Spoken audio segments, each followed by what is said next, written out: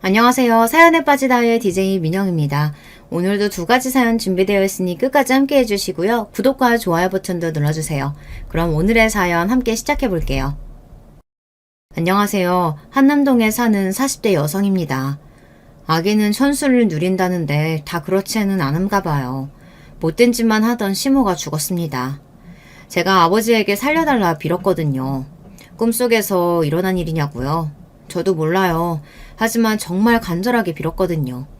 그때는 진짜 사느냐 죽느냐 기로에 서 있었거든요. 사후세계가 있다면 시모는 미친 듯 괴로울 겁니다. 그렇게 갖고 싶던 모든 재산이 다 저의 명의가 되었거든요. 주변의 사람들이 늘 물어봅니다. 시모는 어떤 사람이었냐고요. 저는 아무 말도 없이 웃기만 했죠. 당한 이야기를 막상 하려 하니 입이 안 떨어지네요. 여기라도 시원하게 털어놓고 가면 좋을 것 같아 찾아왔어요. 저는 죽어서만 지옥에 간다고 생각했어요. 그런데 지옥은 그리 멀지 않았습니다. 결혼하고 살아간 그곳이 저에게는 악의 소굴이었어요. 그것도 모르고 들떠서 시집을 갔으니 문제가 아닐 수 없었죠. 하지만 그래도 저에게 한 줄기 빛이 찾아왔어요. 쉬운 말로 남의 눈에 눈물 빼면 자신은 피눈물을 흘릴 수밖에 없다는 겁니다. 내 인연, 우리 집에서 10원 한 장도 못 가져갈 줄 알아. 내가 너 말려 죽일 거다. 어머니, 아무것도 가져갈 마음 없어요. 그대로 나갈 테니 비켜주세요, 제발. 웃기지 마. 너 그대로 못 나가. 내 인생 망쳐놓고 편안하게 나간다고? 절대 안 돼! 아버지 사랑만 받고 고이고이 큰 저는 시모에게 물건 취급을 받았어요. 아침마다 시모를 만나면 인사에도 돌아오는 건 차가운 냉대였죠. 물론 아무도 모르게 말이에요. 그러다 저에게 손을 대시는 겁니다. 당장 그 집에서 나와야 하는데 쉽지 않았어요. 저는 무남동녀 외동딸로 아버지 사랑을 많이 받았어요. 아버지는 1970년 말부터 지방에서 건축 토목 주택 사업을 시작으로 잘 나갈 때 국내 도급 순위 100위에 들 정도로 자리를 잡은 건설업체 대표셨어요. 서울이나 수도권은 아니지만 남쪽 지역에서 중견 건설업체로 자리를 잡았는데요. 사업이 날로 번창했지만 아침은 저랑 함께 드셨어요. 전날 과음을 하던 야근을 하던 오전 7시에는 함께 식사도 하고 이야기를 했어요. 제가 경영을 공부해서 아버지 뒤를 이어주길 바란다고 하셨지만 저는 서울로 대학 진학 후 우연히 본 연극에 관심이 있었어요. 무대 위에서 에너지를 발산하는 그들이 좋게 보였습니다. 그러니 다들 부잣집 공주가 연극을 한다고 하니 헛소리 말고 아버지 말 듣고 시집이나 가라고 저를 무시했어요. 배부른 공주가 배고픈 자의 마음을 어떻게 이해하느냐는 겁니다. 돈은 아버지가 있는 거지 제가 가진 부분이 아닌데 사람들은 그렇게 생각을 안 했어요. 저는 대학과 가까운 신촌 근처 오피스텔에 살았는데요. 아버지 몰래 대학로로 거처를 옮겼습니다. 학교도 휴학한 채로 극단에 취업했어요. 일을 악물고 극단 허드렛 일부터 시작했어요. 한 번도 안 잡아본 걸레질부터 극단 의상 수선까지 하게 되었죠. 손에 물집이라는 게 처음 잡혔어요. 그러다 대사 몇 줄이라도 있는 단역 배역을 맡아 열심히 연습했어요. 그 무대를 위해 2시간이 넘는 연극 대본을 다 외워버릴 정도였습니다. 연극 무대가 시작되기 10분 전 긴장된 마음을 억누르고 있었는데요. 아버지가 보낸 사람들이라며 검은 정장을 입은 건장한 남자 여럿이 저를 다짜고짜 끌고 갔어요. 무슨 깡패도 아니고 극장을 헤집고 저를 데려갔죠. 이해심이 많고 상식적인 아버지일 줄 알았는데 딸이 하는 일을 망치다뇨. 소극장은 아수라장이 되고 말았습니다. 그 사람들 손에 이끌려 지방 본가로 내려갔습니다. 멀쩡하게 대학 다니다가 갑자기 왜 이러니? 회사 물려받으라고 해서 그래? 그게 싫으면 다른 일도 많잖아. 아니면 조용히 시집을 가도 좋고. 연극이라니 그게 무슨 소리야? 아버지, 제가 드디어 하고픈 게 생겼어요. 연극하고 싶어요. 무대에 서야 살아있는 것만 같아요. 그게 얼마나 철이 없는 줄 알아? 사람들은 모두 널 부러워해. 아비가 번 돈으로 떵떵거리면서 편히 살 수 있는데 왜 힘든 길을 가려고 하니? 네가 세상을 잘 몰라서 그래. 연극으로 성공하느니 얼마나 힘든 줄 알아? 아버지가 번 돈 좋죠. 하지만 그건 온전히 제 인생이 아니에요. 아버지 기생충으로 살기 싫어요. 힘들어도 좋아요. 사람이 살면서 한 번쯤은 하고 싶은 일을 해야죠. 기생충이라니? 넌 내 소중한 딸이야. 너한테 좋은 세상 주라고 이렇게 돈 벌었다니까. 다들 아버지 재산 노리는데 저는 아니잖아요. 바로 아버지 딸이라서 그래요. 저도 스스로 성공하고 싶어요. 그러니 찾지 마세요. 아버지가 아무리 눈물로 읍소해도 저를 꺾을 순 없었어요. 저는 아버지 몰래 집을 빠져나와 극단에서 단역 배우부터 다시 하기 시작했어요. 아버지도 더 이상 말리지 못하고 멀리서 지켜봐 보시더라고요. 하지만 예전에 저에게 모든 하람을 용기를 주시던 아버지가 아니었어요. 결국 극단 쪽에 압력을 넣어 제가 더 이상 극단에 머물지 못하게 했죠. 극단장은 미안하지만 네가 나가야겠다 하더군요. 주연 배우도 아니고 단역 때문에 건물에서 쫓겨나고 싶지 않았겠죠. 다른 극단에 가도 어느새 아버지가 손을 쓰시곤 했습니다. 그 당시 아버지에 대한 원망이 많았어요. 그렇게 아버지가 각을 세울 무렵 저는 교통사고를 당했어요. 아버지와 싸우다 무작정 거리로 뛰쳐나가 미처 피하지 못하고 달려오는 차량과 부딪혔어요. 다행히 목숨은 건졌지만 나중에 후유증이 심해서 몇 달 동안 병원에 갇혀 있었어요. 누워서 오만 가지 생각을 다 했습니다. 왜 태어났을까부터 연극이 진짜 좋은가 아니면 아버지에 대한 단순한 반항인가 돈이 많은 아버지가 때로는 원망스럽기도 했어요. 대학 친구가 그 말을 듣더니 저보고 배부른 투정이라고 하더군요. 하지만 하고 싶은데 힘들어 보인다고 제 삶을 마구 휘저는 아버지가 싫었어요. 사고 후유증은 정신적인 스트레스를 가져왔어요. 평소에도 아버지와 마찰이 있었기에 더 심한 공황장애가 생기더군요. 사람 많은 곳은 가지도 못했고 한동안 자동차 핸들을 잡기도 두려워 아예 타는 것조차 어려웠어요. 게다가 조금이라도 신경 쓰는 일이 생기면 허리 쪽에 통증이 생겨 움직이지 못하게 되는 겁니다. 그래서 연극이고 학교고 다 포기하게 되었어요. 저는 물리치료를 받기 위해 서울로 올라와 재활병원을 찾았어요. 간병인을 붙여주겠다는 아버지의 말에 대꾸도 없이 홀로 나선 길이었죠. 사고 이전에는 아버지가 아무것도 못하게 집에만 있으라고 했지만 사고 후에는 집에만 있으니 자꾸 나가서 친구라도 만나라고 하더군요. 제가 폐인이라도 될까 걱정이 많으셨나 봅니다. 외부로 나가니 제가 행여 잘못될까 사람을 붙이더군요. 이렇게 저 감시하시면 확 죽어버릴 거예요. 혼자 다닐 테니 간섭하지 마세요. 이 몸 상태로는 연극은커녕 관람도 못해요. 죽겠다고 부모한테 으름장을 놓는 저의 태도에 아마 아버진 가슴이 무너졌겠죠. 그때는 정말 아버지 마음 따위를 이해하지도 못했어요. 제가 병원만은 혼자 다니겠다 하니 서울에다 집을 얻어주셨죠. 그러다 보니 병원에서 생각지 못하는 감정에 휩싸였어요. 바로 사랑이었습니다. 다른 곳은 몰라도 그 재활병원은 편안한 감정이 들었어요. 인연을 만나려고 그랬나 봐요. 저는 연극 장면처럼 복도에서 우연히 만난 재활과 의사랑 사랑에 빠졌습니다. 제가 보던 연극 대본 때문이었어요. 안톤 체홉의 갈매기라는 희곡집이었죠. 현대 연극사의 한 획을 그은 대작가의 책을 보다 남자를 만날 줄 아무도 몰랐겠죠. 이 연극에도 배우가 되고픈 주인공이 나오기도 해요. 그 대본을 보고 있으니 남편이 먼저 말을 걸었어요. 저도 갈매기 좋아해요. 대학 때 주인공 역할도 했었었는데. 진료 시간 기다릴 때 읽을 책은 아니지 않나? 비극적으로 끝나잖아요. 영국에서도 작가가 되고픈 남주가 엄마의 반대로 좌절하고 배우가 되고픈 여주와 사랑에 빠지지만 비극으로 끝나버리는 내용이에요. 하늘을 나는 갈매기처럼 주인공들도 사랑과 꿈을 향해 비상하지만 결국 총에 맞아 죽는 갈매기처럼 좌절된다는 이야기였죠. 그도 희곡 작가가 되는 것이 꿈이었대요. 저도 배우가 꿈이었으니까요. 공통점이 생기니 그대로 사랑에 빠졌어요. 레지던트 3년 차인 그가 저에게 새로운 희망이었어요. 우리 서로에게 공통점이 있었어요. 그 사람도 아버지 반대로 의사가 된 거였어요.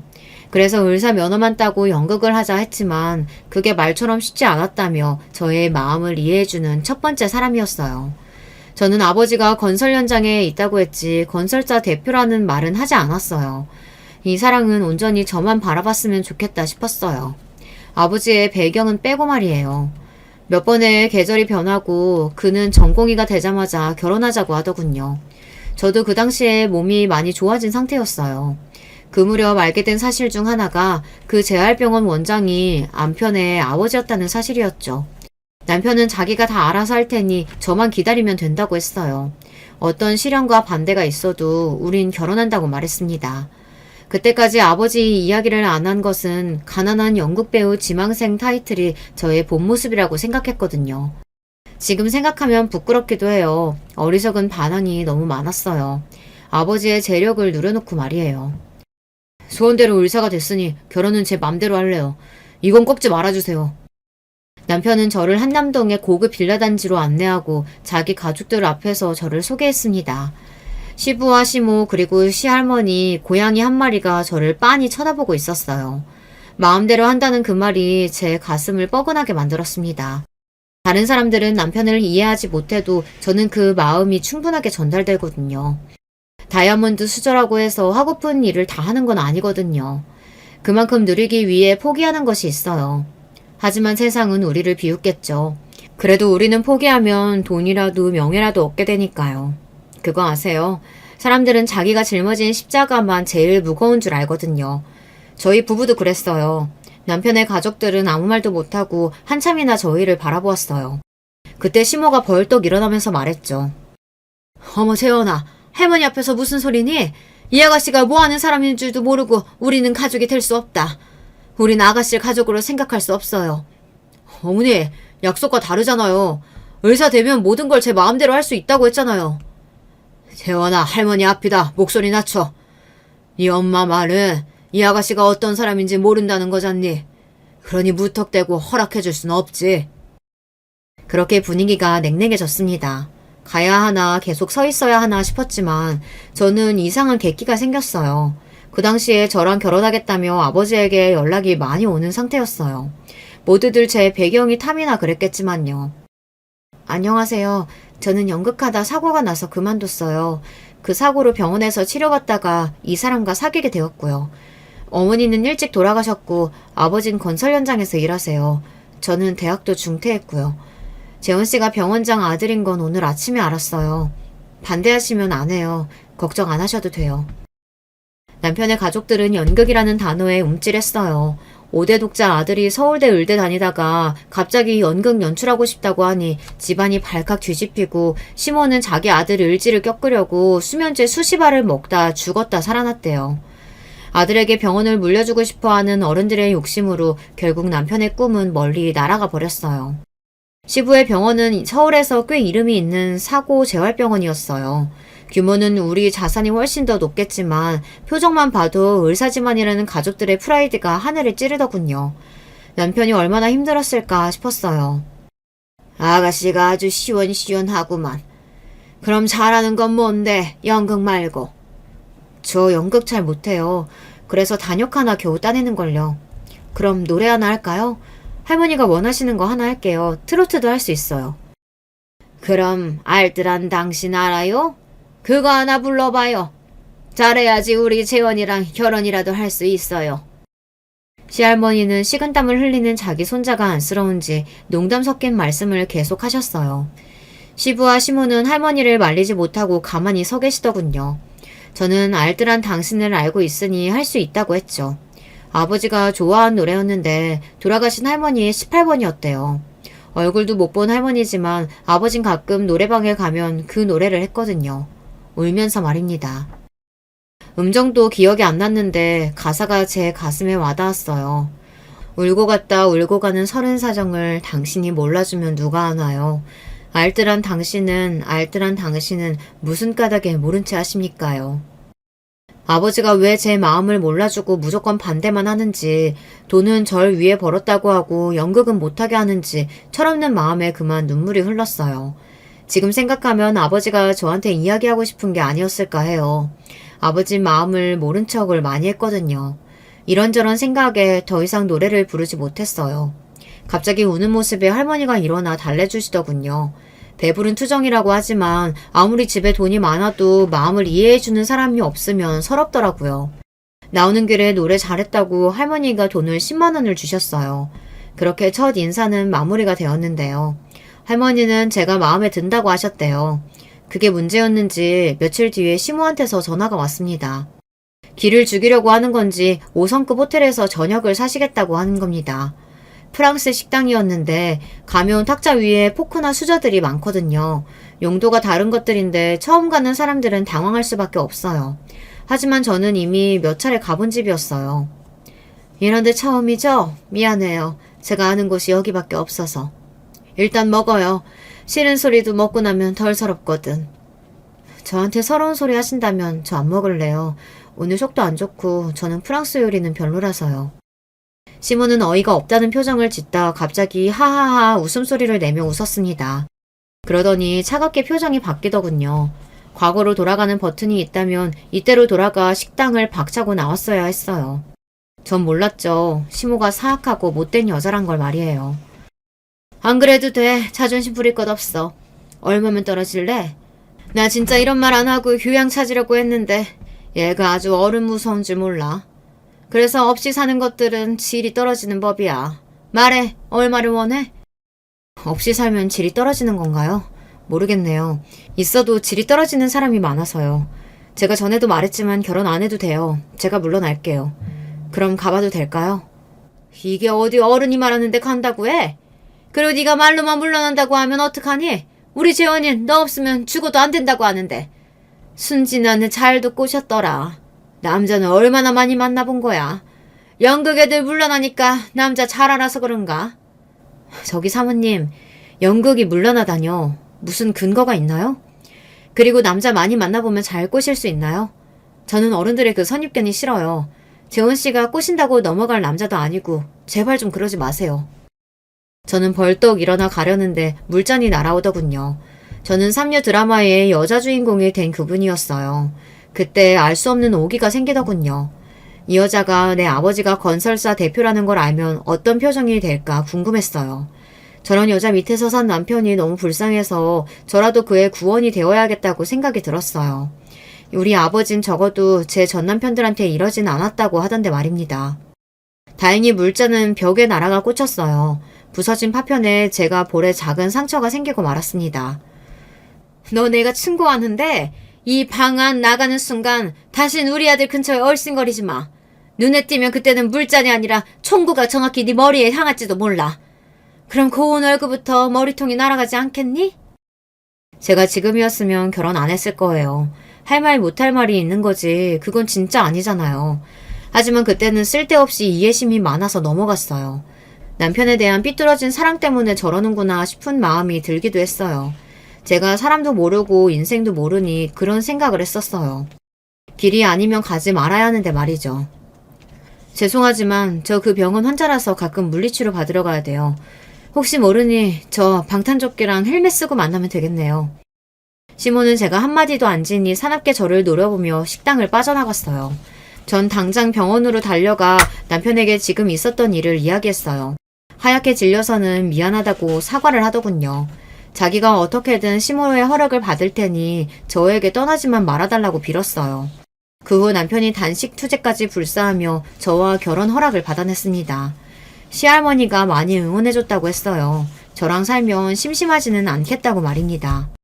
저는 아버지 회사로 갔습니다. 그동안 집을 나와 원룸에서 생활하고 있던 저는 아버지에게 결혼하겠다고 말했어요. 아버지는 이미 제가 누굴 만나는지 알고 있던 모양이었어요. 의사에다가 병원장 아들이니 허락하겠지 싶었는데 말입니다. 안 돼. 그 남자랑 결혼 못해. 시할머니랑 시부 시모까지 있어. 외아들인데 너 보고 시댁에 들어가 살라면 어떡하니?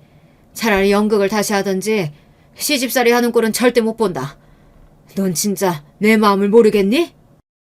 연극보다 시집살이가 더 어렵다는 걸 그때 알 턱이 없던 저는 반대하시니 무조건 그와 결혼하겠다고 나섰습니다. 철없는 딸의 청개구리 같은 짓에 아버지 속이 많이 상하셨을 거예요. 결국 제 고집을 꺾지 못하고 결혼하라 하셨죠. 대신 신혼집은 아버지가 얻어주신다고 했어요. 시집살이 하는 꼴은 못 본다고 말이에요. 그것도 병원장 시부에게 단독으로 전화하셨대요. 아마 가난한 여자애가 건설사 대표 딸이란 걸 알았으니 반응이 달라질 것 같았어요. 특히 잘난 척하며 재수없게 말하던 시모가 궁금하긴 했어요. 아니나 다를까 시모는 저를 당장 만나겠답니다. 저는 지방에 있는 우리 집으로 오시라고 했어요. 얼마나 급했으면 비행기까지 타고 오셨다고 해요. 시모의 집보다 더 으리으리하고 웅장한 모습에 놀랬겠죠. 시댁은 도우미 아줌마 한 분만 계시지만 저희는 아예 단독주택으로 고용인만 10명이거든요. 미안해요. 우린 그것도 모르고 어쩐지 고운 얼굴이 좋은 집안 자제인 것 같던데 제가 그날 했던 언행은 잊어주세요. 정말 미안해요. 사모님 말 놓으세요. 제가 한참 아랜데 그리고 무릎 안 꿇으셔도 돼요. 얼른 일어나세요. 고용인들 봅니다. 명색이 시모 되실 분인데 저한테 왜 무릎을 꿇으세요? 시모는 오자마자 저한테 무릎을 꿇었습니다. 일어나시라고 해도 죽어도 안 일어났어요. 제가 모든 걸 용서한다고 말할 때까지요. 시모는 눈물까지 글썽거렸죠. 난 간호사였어요. 사별한 재원이 아빠 후처예요. 생각해보세요. 저는 재원이 하나만 바라보고 살았는데 갑자기 나 같은 며느리가 온다고 하니 앞이 깜깜했어요. 우리 재원이한테 힘이 돼줄 아가씨인 줄도 모르고 말이야. 연극배우가 되면 남의 삶을 대신 사는 거잖아요. 뜻 쓸데없이 제가 감정이입을 했어요. 그 말을 들으니 납득이 가는 겁니다. 다른 사람은 몰라도 시모한테는 경계심을 풀어선 안 되는 건데 말이에요. 간호조무사가 병원장 5대 독자를 낳아 팔자를 고쳤다는 말을 많이 들었다고 해요. 그래서 며느리는 좋은 집안의 여자를 드리고 싶었대요. 제가 좋은 집안 딸은 맞나요? 아버지가 성공하셨지만 저는 아니에요. 연극도 실패했어요. 그게 성공이죠. 그런 아버지 만나기 쉽겠어요? 딸에 대한 마음이 지극하시던데요. 그런 사랑 받는 게 성공이에요. 아픈 건 나도 간호사라서 도와줄게. 알겠죠? 그러면서 제 손을 잡아줬어요. 문제는 오히려 남편이었어요. 제가 자기를 속였다고 한동안 말을 안 하더라고요. 그걸 말했으면 훨씬 결혼이 쉽잖아 이러는 거예요. 아버지가 싫다고 길길이 날뛴 걸 모르고 말이죠. 아무튼 저희는 결혼하고 신혼생활을 시작했습니다. 아버지는 한남동 근처 옥수동에 큰 아파트를 사주셨죠. 한 집에 다 같이 사는 건 아니라고 사위한테 단단히 이르기까지 했어요. 그때는 시댁에 가면 시모가 버선발로 달려나왔습니다. 생선 4일까지 발라서 저한테 주시곤 했어요. 저도 시모를 불러서 명품관에서 가방도 사드리고 골프 회원권도 드렸더니 너무 좋아했어요. 그렇게 사랑만 받고 살았으면 좋았을까요? 무슨 이유인지 저는 임신이 어려웠습니다. 시모나 시할머니가 본격적으로 눈치를 주지 않으셨지만 신경이 쓰이긴 했습니다. 문제는 임신만이 아니었어요. 저의 결혼 이후부터 아버지 사업이 힘들어졌어요. 경기가 좋지도 않았고 새로 지은 오피스텔 단지의 분양도 다 채우지 못했습니다. 여러모로 고심해서 그런지 수척해지셨고요. 저는 제 임신만 안 되는 게 화가 나서 아버지를 돌봐드리지 못했어요. 연극도 실패하고 엄마가 되지도 못하는 상황이 속상했습니다. 점점 시댁에 가는 것도 두려워졌어요. 수년이 흘러도 아이가 없는 며느리가 마냥 좋지는 않겠죠. 손이 귀한 집이라고 그러는데 말입니다. 괜찮다. 기다리고 있을게. 마음 편히 먹으렴. 아이는 하늘에서 주시는 거잖아. 너희들 몸에 이상 없다고 하는데 기다려보자. 응? 할머니, 송구해요. 결혼하면 누구나 아이를 갖는 줄 알았거든요. 그런데 이게 쉽지 않네요. 아니다. 난 재원이가 마음 잡고 병원 잘 다니게 된 것이 다 네 덕분이라고 생각해. 괜찮은 짝 만나기가 어디 쉽니? 난 네가 부잣집 딸이라서 좋은 게 아니야. 재원이가 너랑 있으면 행복하니 그래서 좋은 거지. 이렇게 말씀은 하셔도 성당이든 집이든 아기 기원 묵주 기도를 드린다고 하시는 말에 며칠간 밥맛도 없었어요. 그러던 중 회사 비서에게서 뜻밖의 말을 들었습니다. 아버지가 갑자기 발생한 가슴 통증으로 서울 종합병원에 입원하셨다는 겁니다. 저는 황급히 아빠가 계신 병원으로 달려갔습니다. 아버지, 이렇게 아픈데 왜 나한테 말을 안 해요? 도대체 왜요? 설마 나만 남기고 가는 건 아니죠? 왜 왔어? 요새 난임으로 병원 다니느라 힘들지? 너희 엄마도 너 어렵게 가졌어. 그걸 닮았는지 아버지가 그것 때문에 고민이다. 어쩌냐, 응? 그러니까요. 손주 볼 때까지 건강해지세요. 제발요. 아버지 없으면 저 고아예요. 저 두고 가시면 안 돼요? 너는 남편도 있는데 무슨 고아야. 시부도 있고 시할머니도 정정하시던데. 이제 그분들이 가족이잖아. 아버지 없으면 다 의미 없어요. 그동안 몰랐는데 아빠 덕분에 지금까지 잘 살아온 거였어요. 감사해요. 그러니까 오래오래 제 옆에 계세요. 미안하다. 이제 보면 너 연극하라고 둘 걸 그랬어. 괜히 시집 보냈어. 아버지가 눈이나 감겠나 싶다. 강가에 내놓은 애 같아서. 우리 딸 어쩌냐? 왜 이렇게 걱정이 되지? 아버지는 협심증이라는 진단을 받았는데요. 심장에 혈액을 공급하는 혈관인 관상동맥이 동맥경화증으로 좁아져서 생기는 질환으로 운동 부족이나 스트레스, 흡연 등으로도 문제가 될 수 있다고 의사가 말했어요. 저는 아버지가 걱정되어 한숨도 못 잤습니다. 그래서 당장 친정으로 함께 내려가서 아버지 건강을 돌보았는데요. 지방이라 남편과 떨어져 있지만 어쩔 도리가 없었어요. 몇 주가 지나자 시모가 방문하겠다며 연락이 왔어요. 아버지 드시라고 반찬을 가지고 오셨더라고요. 아가, 내가 걱정으로 요새 잠을 못 잤어. 아버지는 몸이 어떠시니? 네, 많이 좋아지셨어요. 그렇다고 반찬을 해오셨어요? 감사해요, 어머니. 그나저나 회사가 많이 어렵다며? 괜찮은 거야? 부도 처리될까? 그건 제가 잘 몰라요. 관심이 없어서요. 임원들이 잘 처리한다고 하긴 하는데. 너는 왜 그렇게 무책임하니? 회사 지분도 있는 애가 넉넉히 있으면 어떡해? 회사 지분 그렇게 많지 않아요. 아버지랑 다른 분들도 합심해서 세운 회사라. 뭐? 고명딸인데 말도 안 돼. 그리고 그런 일은 미리미리 말했어야지. 외동딸이라서 다 물려받을 것처럼 해놓고 뭐야? 지분이 없다는 말에 시모의 목소리가 살짝 변하긴 하셨어요. 그러면서도 집을 둘러보면 이 집은 100억은 되겠는데 하면서 혼잣말을 하는 겁니다. 아버지 재산을 보고 저한테 다정하게 구셨으니 그럴만도 하겠죠. 아버지가 아파서 온 사람치고는 노골적이었어요. 한참을 심드렁하게 있다가 시모는 돌아갔어요. 아버지의 건설사는 근래 지은 주상복합이나 오피스텔 건설 사업에서 성과가 좋지 못했던 적이 주요 원인으로 작용했어요. 법정 회생 관리를 신청하다고 하던데 법원이 기각하면 파산 선고를 해야 된다고 했어요. 채무액이 1,500억 이상이라고 했습니다. 다행히 법정 관리로 1년 정도 버티는가 싶었지만 회사가 부도가 났습니다. 아버진 그 충격으로 돌아가셨습니다. 대표실에서 급성 심근경색으로 가슴을 움켜쥐고 돌아가셨어요. 장례식을 치르는 도중 저는 몇 번 혼절했어요. 이 세상에 아버지 말고 저만 남겨진 기분이었어요. 남편은 우리 가족이 있다고 힘내라고 하지만 어쩐지 끈떨어진 연이 되어버렸어요. 아버지의 자산을 정리하고 보니 많이 남아있지 않았어요. 회사가 망해도 회장들은 개인 자산을 챙겨놓는다고 하던데 거의 없었어요. 회사가 망가질 위기에 있자 아버지가 자산으로도 무리한 투자를 하셨다고 해요. 저한테 하나라도 더 주시려고 노력하셨어요. 아픈 와중에도 부단히 노력하셨어요. 저는 서울에 있는 집과 지방에 있던 저택과 주변 농지와 예금 얼마를 상속받게 되었는데요. 상실감에 빠져 있는데 시모가 전화가 와서 상속받은 내용을 자꾸만 물어봤죠. 저는 올라가서 말씀드리겠다며 전화를 끊었어요. 그 당시에는 시모가 왜 이렇게 유산에 대해 관심이 많은 건지 살펴보지 않았어요. 제 마음이 너무 힘들었어요. 저는 49세를 마칠 때까지 고향에 머물렀어요. 제가 2년 정도 지방에 있다 보니 남편은 본가 시댁에서 생활을 했어요. 시모가 혼자 있는 아들이 걱정된다며 같이 살아야 한다고 했대요. 그래서 서울로 올라가서 저도 자연스레 합가했어요.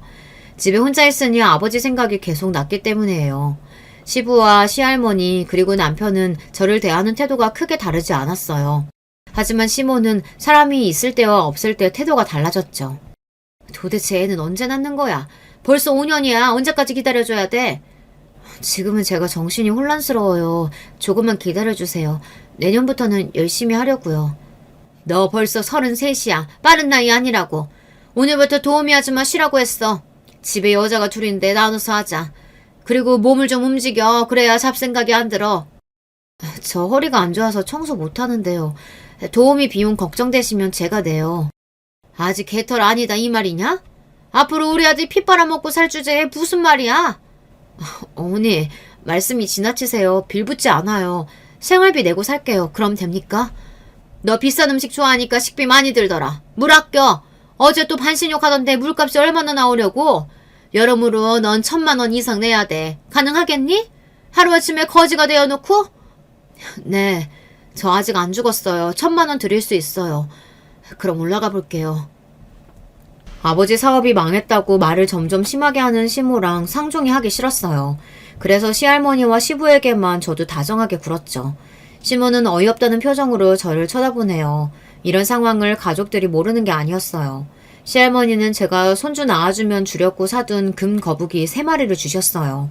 아버지 없는 빈자리 허전해하지 말라고 하시며 힘내라고 하셨습니다. 아마 시모가 돈 어쩌고 하는 이야기를 들으신 모양이에요. 한 마리당 100돈인데 3마리는 금액이 상당하더라고요. 제가 금 거북이를 만지작거리고 있는데 그걸 보는 시모의 표정이 가관이었습니다. 마치 자기 건데 제가 훔쳐가는 걸 보는 모습이었어요. 게다가 시모가 도우미 아줌마를 해고시킨 걸 아는 시부가 화를 냈습니다. 시부에게 시모가 도우미를 해고했지만 제가 허리가 아파서 일할 사람을 제 돈으로 고용했다고 했죠. 시부는 노발대발 난리가 났습니다. 제 허리가 안 좋은데 무리해서 일을 시킨다고요. 이 사람이 미쳤나? 아직 마음도 몸도 아픈 애를 데리고 뭐 하는 거야? 일도 해본 사람이 하는 거야. 당장 도우미 아줌마 오라고 해. 당신도 며느리 편이에요? 우리가 그 애 거두어서 득보는 게 있어야 될 거 아니야. 도우미 비용 얼마나 한다고 이러는 거야? 척추 재활병원장 며느리가 집안일 하다가 허리 삐끗하면 아주 좋겠다. 환자한테 일 시키는 의사가 어딨어? 생각 좀 해. 다행히 시부가 제 편을 들어주셔서 도우미 아줌마 문제가 해결되었습니다. 입주 도우미가 아니었기에 저녁은 차려야 하거든요. 어려운 건 아니고 도우미 아줌마가 다 만들어 놓은 반찬 세팅이었어요. 그래도 허리가 아플 때는 힘이 들긴 해요. 남편도 저를 위한다고 병원에서 퇴근하자마자 식사 준비를 돕는다고 하니 시모의 심기가 불편하긴 했겠죠. 그래서 새로운 방법으로 저를 자극하기 시작했어요. 물론 잘 통하진 않았지만요. 이윽고 시모는 저를 시댁에서 쫓아내기로 마음을 먹었나 봅니다. 성당에서 만났다며 종합병원 원장 사모를 데리고 왔어요. 제 앞에서 두 여자의 말이 어이가 없더라고요. 어머, 사모님한테도 따님이 있군요. 저도 아들이 있는데 말이에요. 이런 우연이 있나. 진작 만났으면 얼마나 좋았을까. 결혼은 끼리끼리 하는 거에 좋아요. 나도 우리 딸 원하는 결혼 시켰는데 파토 났어요. 역시 결혼은 비슷한 집안끼리 하는 게 맞나 봐요. 우리 딸도 내과 전문이거든요. 하긴 요즘은 여성 능력 시대잖아요. 집에서 놀고 먹는 것보다 얼마나 좋아요? 하긴 연극 같은 거 했으니 구할 직장이 없겠죠. 돈이라도 있는 줄 알았는데 완벽한 개털이더라고요. 게다가 손주도 보고 싶은데 제 뜻대로 되는 일이 하나도 없어요. 할 수 있다면 며느리 싹 바꾸고 싶은데 말이에요. 그럼 바꿔. 사람 하고픈 대로 하고 살아야지 아님 병나요. 그렇죠? 우리 아들도 의사 만나면 마음 바뀔지 몰라요. 다음엔 따님도 데려오세요. 미인이라고 하던데요. 거실에서 저 들으라고 큰 소리로 떠들고 있는 시모 앞으로 도자기 잔을 사뿐히 내려놓았습니다. 예전에 친정에서 보내준 우전이에요. 찻잎 따서 고용인들이 말려놓은 거라 믿고 드셔도 돼요. 녹차가 머리를 맑게 한다고 하잖아요. 머리가 맑아야 좋은 생각, 좋은 말이 나오니까요. 지금 어머니처럼 정신이 오락가락 할 때는 마시는 게 좋다고 해요. 시모의 강한 레이저 눈빛이 느껴졌습니다. 그러거나 말거나 저는 목례를 하고 물러났죠. 그런 말이 저를 자극한 거라고 생각한 자체가 우습기도 했어요. 저는 표정 하나 변함없이 2층으로 유유히 올라갔습니다. 시모는 이제 저는 별 볼 일 없다고 여기는 거겠죠. 다시 일어나고 싶긴 했어요. 시모 코를 납작하게 만들고 싶었지만 로또가 12번 되지 않는 이상 어렵잖아요. 회사를 다시 살리겠다며 예전에 회사 간부들이 건설사를 작게 만드는데 저보고 투자하라고 했거든요. 그래서 아버지 예금과 집을 처분해서 적은 금액이지만 투자했어요. 남편도 돈은 자기가 버니까 하고픈 대로 하라고 하더라고요. 그 사모는 나중에 자기 딸을 데려왔어요. 저보다 몇 살 아래인데 조용한 편이었죠. 그래도 내 남편을 보는 눈빛이 묘하게 거슬렸어요. 나중에는 가족 식사하는 자리에 끼어서 밥을 먹는 당돌함이 있더라고요. 시모가 뭐라고 했는지는 알 수가 없지만요. 남편이 그날 저녁 시모에게 따끔하게 한마디 했어요. 엄마 미쳤어요? 아니 여자를 데리고 오면 제가 그러면 뭐 이혼하겠습니다 할 줄 알아요? 안 되겠어요. 할머니한테 죄송하지만 아내 데리고 나갈게요. 누구한테 무슨 말을 듣고 이래? 내가 아무리 그래도 있는 며느리 내치고 새 며느리 들일까봐? 아버지 병원 통합하는 문제도 있고 알아두면 나쁘지 않은 집안이잖아. 엄마가 다신 안 그럴게. 분간은 참아라. 할머니 요새 경도침에 있으셔. 가끔 네 아내 찾으신다. 할머니가 가끔 정신을 놓는 상황이 발생하기 시작했어요. 여기가 어디니, 넌 누구니 이러시다가 정신이 돌아오시기도 했어요. 그래서 분가가 어려워지긴 했는데요. 어느 날 병원장 부부가 생일이라 자기들 병장으로 우리 가족을 초대한다고 했어요. 저는 모두 가는 건 줄 알았는데요. 할머니와 저를 남겨두고 가신다고 하네요. 시할머니가 불안정해서 혹시 실수라도 하면 안 된다는 겁니다. 그렇다고 도우미 아줌마에게만 맡겨놓자니 걱정된다는 시모의 말도 안 되는 억지에 남편이 버럭 화를 냈어요. 저도 안 가요. 온 가족 다 초대했으면 아내도 가고 해야지. 할머니 핑계는 되지 마세요. 가면 의사만 5명이에요. 넌 인사만 하고 가. 너희 대학 선배잖아. 의사 100명 있으면 뭐라니? 치매 와서 헛소리 하시면 집안 망신이지. 꼭 가야 하는 건지 모르겠어요, 어머니. 저는 남편 가는 거 기분 나빠요. 넌 너만 생각하니? 학교 선후배라 얼마나 중요한데 병원 통합될 수도 있다고 하자니. 비즈니스야, 비즈니스. 이번만 참으면 이번 휴가 때 너희들끼리 놀다 와. 유럽도 좋고. 진짜죠, 어머니? 당신 인사만 하고 와요. 선배님이시라는데. 가평이라 금방 가잖아요. 올 때 어머니 좋아하시는 가평 엿 사오면 되겠다. 제가 그렇게 말하니 남편도 고개를 끄덕거렸습니다. 시모는 그제야 마음에 든다며 밖으로 나갔습니다. 그런데 예감이 말이죠. 뭔가 일이 일어날 것만 같았어요. 어제 꿈에서 제가 계속 울고 있더라고요. 기분 나쁘게 말입니다. 저는 기사 아저씨에게 운전을 조심히 하라고 몇 번이나 당부했어요. 왜 이래? 저분 베테랑이야. 재수없게 왜 그러니? 아주 사고나길 바라는 것 같다. 설마요. 꿈자리가 뒤숭숭해서 그러는 건데요. 조심해서 다녀오세요. 그러나 슬픈 예감은 틀린 적이 없다고 했던가요. 인사만 하고 오겠다는 남편은 오질 않았어요. 남편의 전화 대신 병원이라는 전화가 1시간 만에 집안에 울려 퍼졌습니다. 저는 할머니를 모시고 병원으로 뛰어갔습니다.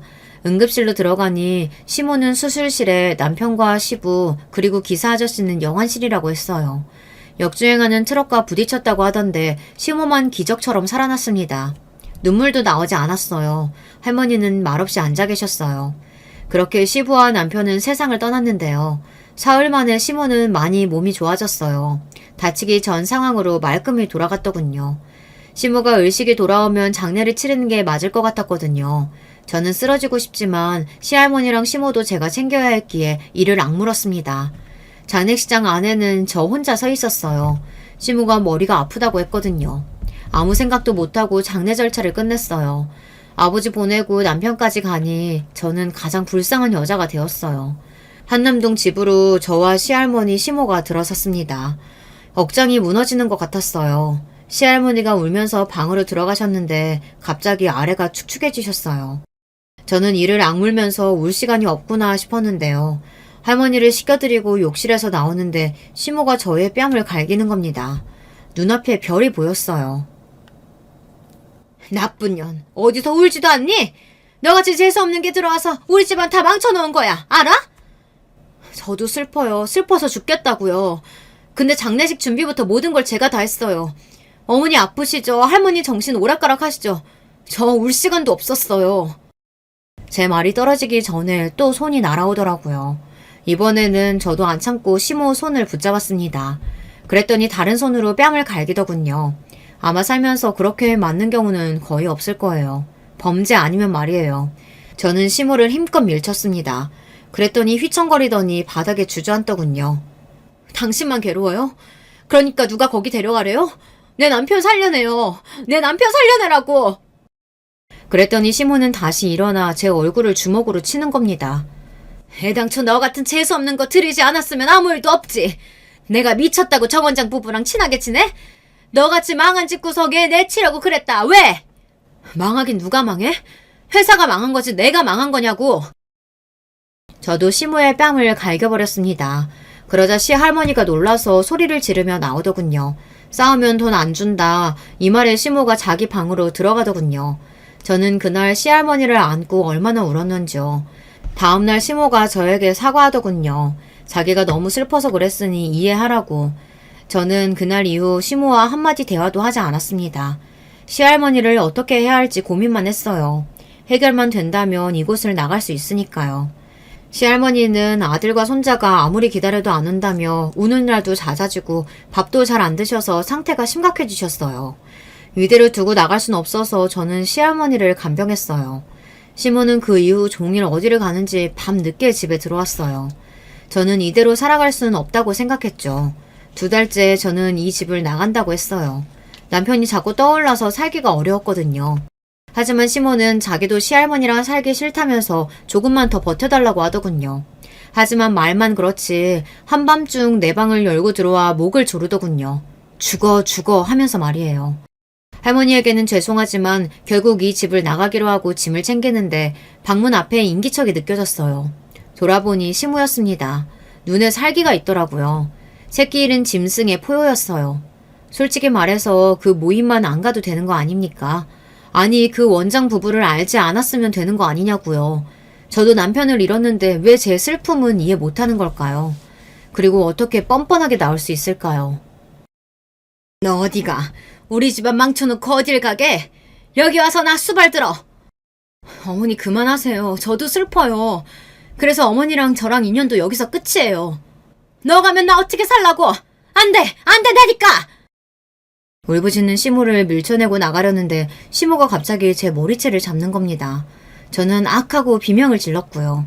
무슨 힘이 그렇게 센지요. 그때 시할머니가 계단 위로 올라오셔서 제 앞을 막아섰어요. 놓친네. 이제 당신 시대는 갔어. 아들도 죽었는데 이판 사판이야. 알아? 그러고는 할머니를 밀치는 겁니다. 할머니가 계단에서 하마터면 떨어질 뻔했어요. 저는 할머니를 붙들었는데 그때 머리에서 뭔가 툰 하는 둔탁함이 느껴졌어요. 그리고 몇 시간 눈을 떠보니 사방이 캄캄했어요. 어디선가 킁킁거리는 소리가 들리기에 더듬더듬 가보니 시할머니였습니다. 의식은 있으신지 신음을 내곤 했어요. 방 안의 물건들을 만져보니 시부가 쓰던 드레스룸이란 걸 알게 되었어요.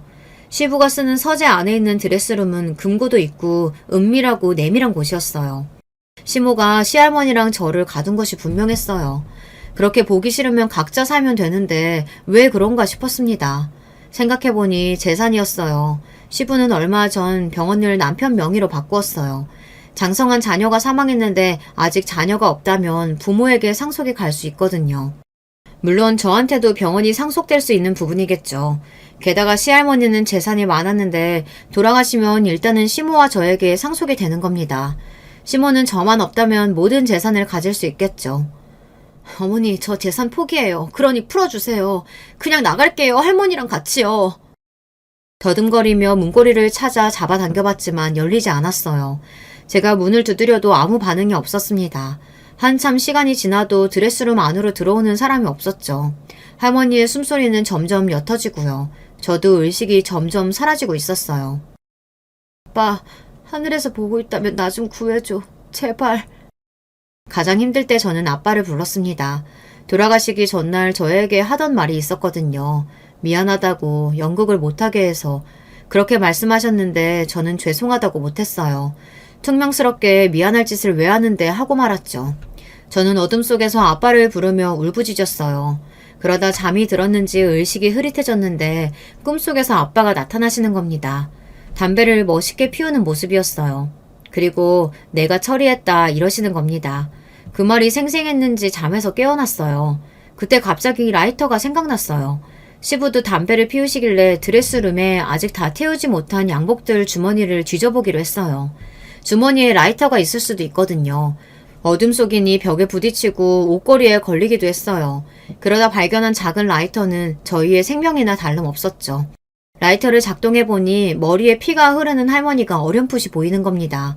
저는 화재 경보기를 울려 경비라도 올라왔으면 좋겠다고 생각했어요.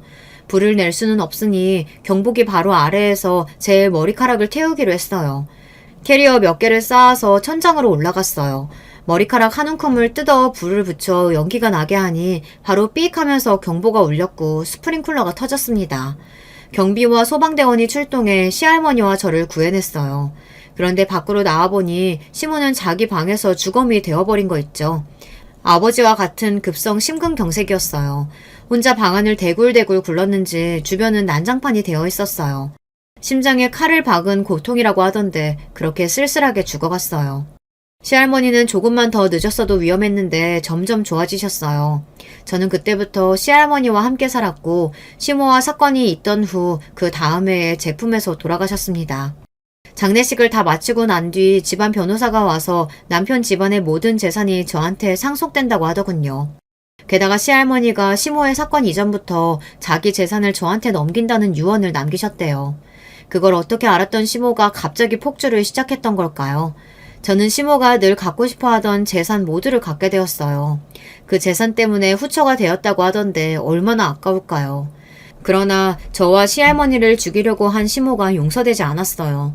시모는 결국 가족묘에 묻히지 못하고 무연고자 묘지에 유골이 뿌려졌어요. 얼마나 못됐으면 인계할 가족 하나 나서지 않았어요. 생각해보면 우리 인생은 죽느냐 사느냐 그것이 문제가 맞아요.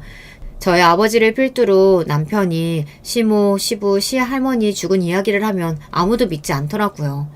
하지만 어쩌겠어요. 그 와중에 살아남은 건 저뿐인데요. 그 후 몇 년 더 있다가 지금의 남편을 만났고 아이도 갖게 되었어요. 지금은 전 남편의 오란 바람으로 극단을 운영하고 있어요. 연극 연출 공부도 더해서 좋은 작품을 올려보려고요. 재산이야 많으니까요. 얼마 전 아버지와 전 남편이 꿈에 나타났어요. 아버지는 인자하게 웃으며 좋은 집으로 들어가셨고 전 남편은 배를 타고 멀리 가면서 저한테 손을 흔들었어요. 그 사람 뒤에 갈매기가 날아가는데 한 마리뿐이었어요. 쓸쓸해 보였지만 슬프지는 않았어요. 두 사람 모두 좋은 곳으로 갔다는 의미 같아서 전 마음이 편해졌어요. 남편과 상의해서 전 남편 가족묘를 돌보고 있어요. 이렇게 제 이야기는 끝이 났습니다. 길게만 느껴지는 터널 속에서 헤쳐나온 느낌이에요. 그래도 나을 수 있다는 희망을 포기하지 않은 것이 중요하겠죠. 지금까지 제 이야기 들어주셔서 감사해요. 안녕하세요. 인생 참 오래 살고 볼 일인 것 같아요. 제가 스마트폰을 쓰는 것도 신기하고 우스운데 유튜브에다가 사연까지 보내보네요. 당장 10년 전에 저에게 현재 제가 이러고 살 거라고 말을 해주면 저는 절대 안 믿었을 거예요. 농담이 지나치다고 했을 것 같네요. 소소한 제 이야기를 풀어보아도 괜찮을까요? 저는 남편하고 100년 가약을 맺은 뒤 자식을 셋 보았습니다. 첫째, 둘째는 딸, 셋째는 아들이요. 남들이 그러더라고요. 저보고 아들 낳으려고 앞에 딸을 둘 낳았냐고 그랬어요. 아이고, 그런 소리 들을 때마다 어찌나 속에서 짜증이 올라오던지요. 저는 아들 보려고 작정한 적이 없었어요. 그러니 억울했죠. 성별을 염두에 두지 않고 그냥 자식들을 낳다 보니까 셋째에서 끊겼던 거예요.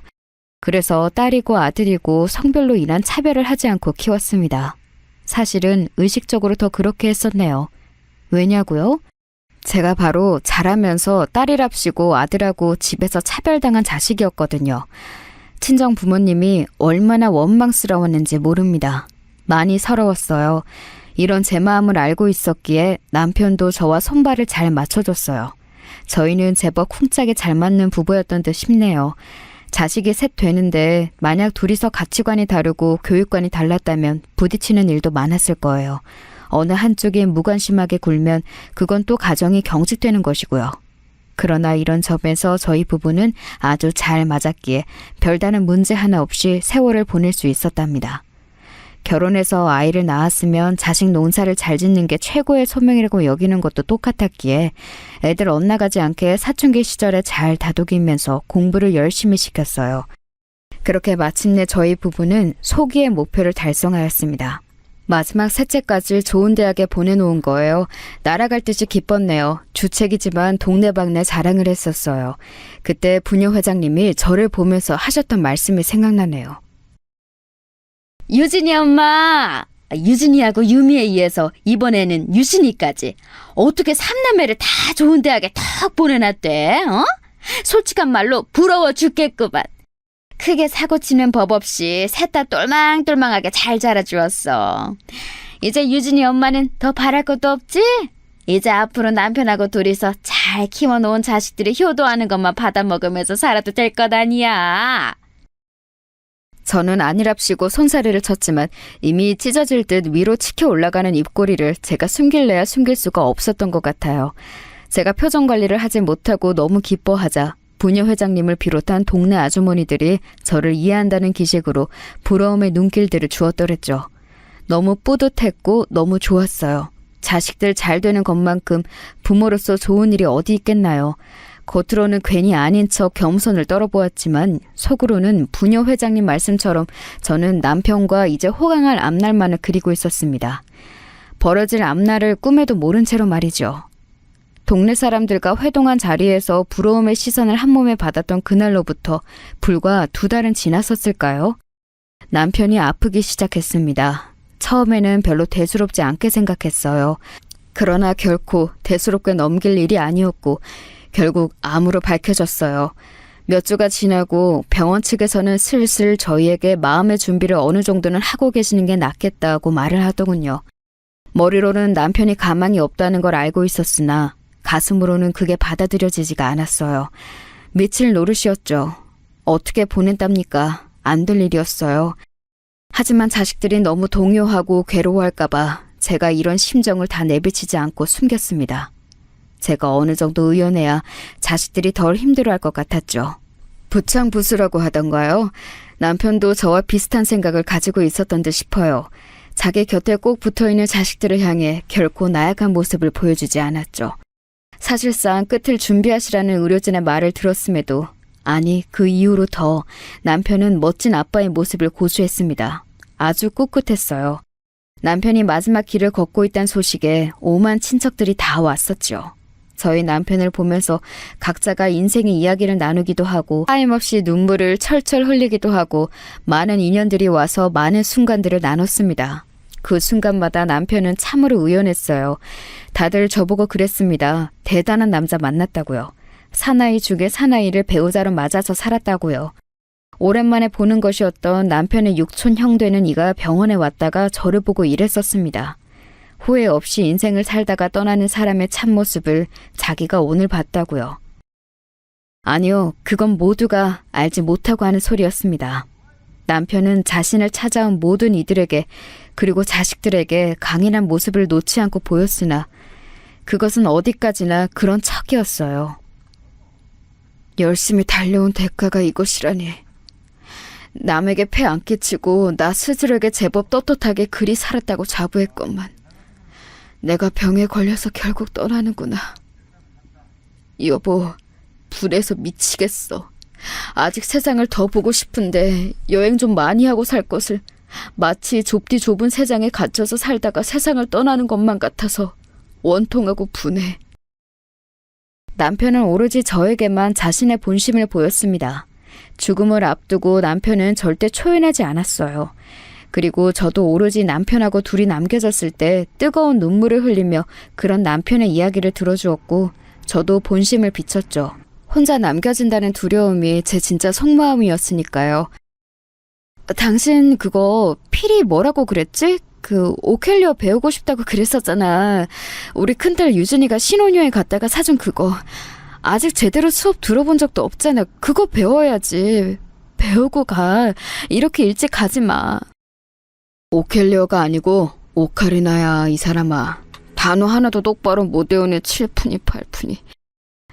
당신을 두고 가려니까 내가 영 마음이 편치 않아. 우리가 자식 농사 잘 지으려고 엄청나게 노력한 부부였는데, 그렇지? 그 결실 당신이 다 눈으로 보고 끝까지 다 보고 난 다음에 나에게 알려주기야. 너무 일찍 알려주려고 오면 안 돼. 알았지? 이걸 위해서라도 당신은 인생을 포기하지 않고 늘 열심히 살아야 돼. 늘 자기 자신이 주인공이라고 생각하며 살아. 흐느끼는 저를 향해 그렇게 말하던 남편은 어느 때보다도 생각에 잠긴 눈빛이었습니다.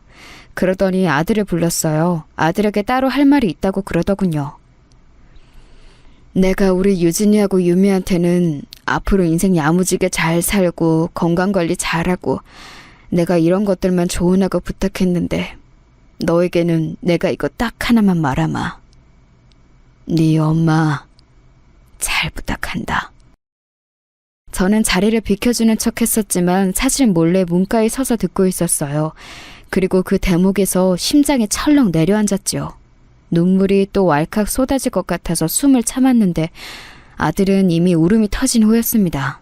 엉엉 우는 소리를 가리며 남편이 조용히 말했죠. 임마 유신아, 너하고 내가 우리 집안 남자로서 양쪽 기둥이었는데 이제 내가 없잖아. 그러니 네가 내 역할까지 다 해야 하는 거야. 네가 누나들한테 한참 눌려 사는 막내인 거 내가 다 안다. 그래도 네가 강단 넘치고 할 땐 한다는 것도 내가 알아. 너희 삼남매 이름 지을 때 유진이에게는 진실 뇌물, 유미에게는 아름다움을, 그리고 너에게는 믿음을 심었어. 나는 너를 믿는다. 유신아, 네 엄마 잘 부탁한다. 알았지? 그렇게 할게요, 아빠. 세상에서 저는 아빠를 가장 존경하는데 그걸 이제야 말씀드리네요. 아빠, 편히 눈 감으세요. 제가 누나들하고 아빠 목까지 열심히 살 거예요. 엄마도 제가 잘 모실게요. 아들이 오열하며 대답했고 남편은 힘없이 웃는 소리를 냈었죠. 그리고 바로 그 다음 날에 남편은 세상을 떠났습니다. 사실 며칠 더 버텨줄 거라고 예상을 했었어요. 그랬기에 너무나도 환망했죠. 의료진도 깜짝 놀라며 참담했습니다. 그런데 제 생각에는 남편이 스스로의 운명을 알았던 것 같아요. 그러니까 떠나기 전날에 정신 또렷하고 말이 온전히 나올 때 아들을 따로 불렀던 거라는 짐작이 들더군요. 마지막까지 노력했던 남편, 그리고 삶에 대한 애착이 사실은 누구보다도 강했던 남편. 그런 사람과 부부가 되어 자식들을 보고 살 수 있었음에 저는 감사하기로 했습니다. 그리고 저에게 주어진 여생을 즐기며 살아가기로 결심하였지요. 악기도 배우고 여행도 다니고 봉사활동도 하고 새로운 사람들을 만나고 그렇게 남편이 더 살 수 있었다면 하고 싶어 했던 일들을 하며 저는 살아가기로 하였습니다. 남편 몫까지 더 열심히 살 참이었어요. 겉으로는 씩씩한 척하지만 속은 여린 작은 딸.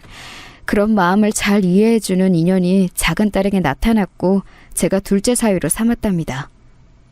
약간의 문제가 있었다면 둘째 사위가 외국을 오가며 일을 하는 사람이었다는 건데요. 작은 딸은 결혼을 하면 자기도 외국에 나가 꽤 지내게 되는 상황에서 저를 걱정하였어요. 그걸 눈치채고 저는 오히려 그 결혼을 밀어붙였죠. 작은 딸이 멋진 인생을 살고 더 넓은 세상을 보길 바랐습니다.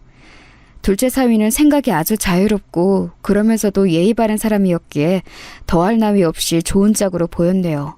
그럼에도 작은 딸은 자기 언니가 먼 지역에 살고 있는 상황에서 자기까지 외국에 나가버리면 제가 외로울까봐 그게 걱정돼서 자꾸만 망설였습니다. 이때 나선 사람이 있었으니 바로 아들이었어요. 뭐? 네가 엄마를 챙겨드리겠다고? 너는 네 앞가림 하나 하기에도 벅차서 허덕이는 녀석이잖아. 내가 너희 뭘 믿고 외국에 나가서 살겠어? 누나, 진짜 말을 그런 식으로 할 거야? 나는 더 이상 누나들한테 꿀밤 맞고 등짝 얻어맞으며 소심하게 억눌려 살았던 막내가 아니야. 나도 성인이고 사회인이야. 내 밥벌이 시작한 지 꽤 됐고 나도 어디 가서 똑부러지게 행동하는 걸로 빠지는 사람은 아니야. 네가 그렇게까지 얘기를 한다고? 너 진짜 옛날하고 달라지기는 했다. 엄마는 어떻게 보세요? 제가 유신이 요 녀석을 믿고서 진짜 이 결혼을 해도 되겠어요? 둘 다 오랜만에 집에 들러서는 저 몰래 베란다에서 대화를 나누고 있던 것이었는데 제가 베란다로 통하는 안방에서 엿듣고 있었다는 걸 눈치 빠른 작은 딸이 역시나 알고 있었더라고요. 민망해진 제가 모습을 드러내면서 씩 웃음과 동시에 고개를 끄덕여 주었죠. 그걸로 결정된 거였어요. 작은 딸은 햇살이 좋은 날 야외 결혼식을 멋지게 올렸고 둘째 사위를 따라 바쁘고 정신없는 결혼 생활을 하기 시작했습니다. 아들이 자기 말 맞다나 똑부러지게 행동을 잘 보였냐고요? 애석하게도 그건 아니었어요. 솔직히 직장에서 자리 잡으려고 애를 쓰는 것만으로도 아들은 벅찼거든요. 저는 엄마이기에 누구보다 제 아들을 과대평가하면서도 동시에 아들의 그릇을 정확히 인지하고 있는 사람이었습니다. 그렇기에 아들을 나무라지 않았죠. 되려 저 신경 쓰지 말고 회사만 열심히 다니면서 연애 잘하고 결혼 준비 잘하면 그게 효도하는 거라고 해줬습니다. 몇 번 그렇게 당부를 했더니 아들은 정말로 자기 일상에만 몰입하여 살더군요. 잘된 거라고 여겼어요. 저는 이제 저 혼자 하나부터 열까지 해나가는 인생을 살아갈 작정이었기 때문입니다. 주체적으로 한번 살아보는 거였죠. 시간 낭비는 인생의 낭비라고 생각하며 악착같이 매일을 살아 나갔더니 시간이 금방 흘러갔어요. 제가 하도 이것저것 활동을 하며 지냈더니 자식들이 저보고 왜 그렇게 공사다망 하시냐며 놀라기도 하고 서운해하기도 하였답니다. 그러나 각자가 자기 자리에서 행복하게 사는 것이 결국은 좋은 모습이라고 여겼기에 저는 끝내 자식들을 의지하지 않고 기대지 않고 의연함을 지켰어요. 그랬더니 되려 자식들이 저에게 의지를 하며 심적으로 많이 기대기 시작하더군요. 제가 꺾이지 않는 든든한 소나무로 보였나 봐요. 딸들은 결혼 생활에 관한 고충을 주로 털어놨고 아들은 결정해야 하는 일이 있을 때 저에게 의견을 구했습니다. 주로 회사에 관련된 것이었죠. 그러다가 어느 날 결혼하고 싶은 여자가 생겼는데 허락해 주실 수 있냐며 놀라운 소리를 하는 것이 아니겠어요? 결혼? 우리 막내가 방금 결혼하고 싶다고 말한 건 맞아? 하늘나라에 있는 네 아빠가 아셨으면 쌍수 들고 환영했을 일이야. 드디어 아들 녀석 장가 보낸다고 무조건 기뻐하셨을 거야. 그래, 지금 만난다던 그 아가씨 이야기지? 자기 일 열심히 하고 여러모로 야무진 그 아가씨잖아? 엄마는 환영이야. 우리 유신이가 심사숙고해서 내린 결정일 텐데 괜히 토달아서 이런저런 상황을 만들고 싶지가 않구나. 무조건 축복이나 해주란다. 엄마 진심이세요? 저는 어떻게 결혼 이야기를 꺼내야 할지 허락을 받아낼 수 있을지 많이 고민했는데 이렇듯 흔쾌하게 허락해 주실 줄은 몰랐어요. 우리 엄마가 세상에서 진짜 제일로 최고예요. 엄마, 저 결혼해서 잘 살아볼게요. 아빠 보시기에 부끄럽지 않은 가정을 이루겠습니다. 우리 아들이 정말로 다 컸구나. 이제야 실감이 나네. 그 아가씨는 양친이 모두 편찮으셔서 고즈넉하고 물 맑고 공기 좋은 저기 먼 지방에 내려가 살고 계신 거 맞지? 전에 얼핏 들었었는데 내가 그거 두고 나서부터 사실은 그 아가씨가 속으로 신경이 많이 쓰였어. 집안에 아픈 사람 있는 거 너도 나도 직접 겪어봤잖니. 왠지 동명상련 같다는 생각도 들더구나. 아무튼 왠지 내 며느리가 될 것 같았는데 결국 이렇게 된다니 나는 환영이야. 우리 아들 유신아, 한 가정의 가장이 새롭게 되어서 정말 멋진 인생의 이막을 펼쳐보렴. 내가 뒤에서 언제까지고 든든하게 지켜주며 응원해줄게. 아들 자식을 다 키워놨다는 생각이 들어서 저는 벅찬 심정으로 말했는데 듣던 아들은 그게 엄청난 감동이었나 봐요. 남편 떠난 이후로 오랜만에 제 앞에서 세상이 떠나가라 오열을 하더군요. 그런 아들의 등을 어루만져주며 앞으로 행복하게 살기만을 빌어주었습니다. 며느리는 공교롭게도 양친이 번갈아가며 투병을 하는 바람에 많이 고생했던 경험을 갖고 있는 사람이었어요. 형제가 남자만 셋이고 며느리가 혼자 여자였기 때문에 자기 오빠 2명이 결혼하기 전까지는 아무래도 형제들 중에서 가장 부모님을 간병하고 챙기며 살았던 모양이었죠. 저는 그게 대견하고 측은하더군요. 긴 간병 앞에는 효자가 없다고 하는 법인데 그 힘든 생활을 몇 년이나 했다고 하니까요. 그렇기에 객관적인 조건이라는 게 제 아들보다 며느리가 떨어지든 말든 신경 안 썼습니다. 어떻게 모든 남녀가 동등하게 잘나서 조건 딱 맞춰서 결혼할 수 있겠어요? 그건 무척 어렵고 드문 일이었죠. 누구 한쪽이 더 잘났거나 부족할 수밖에 없는 일이었습니다. 저는 그걸 알기에 이런 방구도 없이 며느리를 받아들였고 줄 수 있는 도움도 다 주었어요. 제가 남편이 떠난 이후 취미로 아르바이트 몇 번 하며 살았던 게 전부라서 목돈은 많지 않았으나 제 앞으로 된 재산이 어쨌든 있었기에 든든했죠. 그리고 딸들에게 막내 결혼하는데 축하 좀 많이 해줘라 이렇게 돌려 말했더니 알아서 턱턱 혼수이며 이것저것 다 챙기더군요. 사위들도 아주 흔쾌히 한턱 내놨습니다. 그걸 보고 아들이 많이 놀란 모양이었어요. 누나들이랑 매형들 엄청 멋지네. 이런 데에 거침없이 크게 쏠 수 있는 사람들이었구나. 나도 얼른 그렇게 되어야 할 텐데 결혼 생활하면서 나도 더 성장하지 않으면 안 되겠다. 비단 고마운 마음만 가질 뿐만 아니라 아들에게는 좋은 자극이 된 모양이었습니다. 사실 딸들이 워낙 어렸을 때부터 기가 셌고 외향적이었으며 공부까지 꽤 잘했기 때문에 상대적으로 얌전하고 공부만 할 줄 아는 아들이 꽤 눌려 있었어요. 저도 키울 때는 몰랐는데 애들이 다 커놓고 보니까 그제서야 돌아보게 되더군요. 아들이 사교적이고 활발한 자기 누나들을 자기보다 더 잘났다고 보고선 은근한 자격지심을 갖고 있는 것 같다는 생각이 들었어요. 딸들이 결혼들까지 잘했기 때문에 아들은 많은 생각을 또 했겠죠. 악착같이 더 열심히 살아봐야겠다는 그런 생각이요. 며느리 또한 시댁으로부터 도움받으며 결혼하게 된 상황에 감동받은 심정을 표했습니다. 어머님, 정말로 감사드려요. 저도 제가 유신 씨에 비해서 조건이 떨어지는 거 잘 알고 있는데 저의 아무것도 탓하지 않으시고 무조건적으로 저를 받아주셔서 저는 큰 은혜를 입었다고 생각하고 있어요. 이런 시댁이 생긴 게 제 일생일대의 복인 것 같네요. 감사히 생각할 줄은 알아도 그걸 말로 뱉는 걸 모르는 이들도 많은데 역시 야무지고 똑소리나가 현명하네. 내가 정말로 사람을 제대로 잘 본 모양이야. 저는 며느리를 보며 아주 흐뭇했습니다. 뭘 더 바라겠나요? 아들과 서로 아껴주며 사랑하고 사람 됨됨이 괜찮고 그러기만 하면 사실 완벽한 거였죠. 아들 며느리 부부는 행복한 결혼식을 올렸고 살림 차려서 잘 살아갔습니다. 이듬해 며느리의 임신 소식이 들려왔고요. 그렇게 저는 자식들 셋 다 결혼시키고 평안한 노년만을 조용히 보낼 줄로 알았어요. 그런데 생각처럼 그렇게 흘러가질 않더군요. 언제부터였을까요? 아마 아들 며느리 부부의 아이인 제 손주 재훈이의 돌잔치 이후로 뭔가 달라졌던 것 같네요. 그건 미묘한 변화였어요. 며느리가 원래도 쓸데없는 미사여구를 잘 안 얻는 성격이었고 아양이나 아부를 안 떠는 사람이었기에 저는 파악을 마친 후였으므로 며느리가 단 한 번도 저에게 이런저런 호들갑을 떨며 말을 한다거나 애교를 부린다거나 그런 적 없었으나 그러려니 하고 말았습니다. 가끔씩 잊지 않고 아기 사진을 저에게 전송해주고 날 한 번씩 잡아서 같이 밥 먹고 근교에 나들이 가고 이러면 된 것이었죠. 저도 제 생활이 있었으니 그 정도가 적당했어요. 그런데 돌잔치 진행하는 것을 세세한 걸 독단적으로 결정했을 때 뭔가 이상하다고 느꼈습니다. 저는 분위기를 띄울 전문 사회자, 참석한 모든 사람들이 함께 신나게 놀 수 있는 나와서 춤추는 시간, 이런 것들을 원했는데요. 며느리가 딱 잘라서 거절했어요. 어머님, 그런 게 촌스럽다든지 별로인 것 같다든지 그런 말씀은 굳이 안 드릴게요. 제가 알아서 기획 알아보고 요즘 젊은 엄마들이 뭘 선호하는지 유행하는 거 찾아서 그대로 할 테니까요. 어머니께서는 의견을 안 주셨으면 좋겠어요. 이미 촌스럽다 별로이다 이렇게 할 말 다 한 것 같은데 아무튼 뭐 그래 네가 그렇게 하겠다니까. 알겠다. 너 알아서 해라. 네가 어련히 잘하겠지.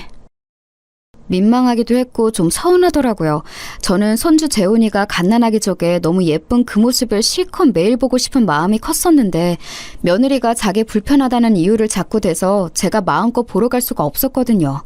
아들에게 슬쩍 이런 저의 마음을 전달해봐도 출산한 사람이 불편하다는데 제가 뭘 어쩌겠어요. 이런 식으로 자기 역시 저에게 슬쩍 돌려서 표현을 하니 제가 별 뾰족한 수가 없었네요. 며느리는 아기를 자기 식대로 하나부터 열까지 자기가 돌봐야 안심이 된다고 여기면서 절대 그 누구에게도 맡기지 않았습니다. 딸들은 이런 며느리의 형태를 보며 사실은 그 당시에 한마디씩 했었어요. 싸가지가 없다나 뭐라나 하면서요. 그런데 제가 중간에서 딱 말렸습니다.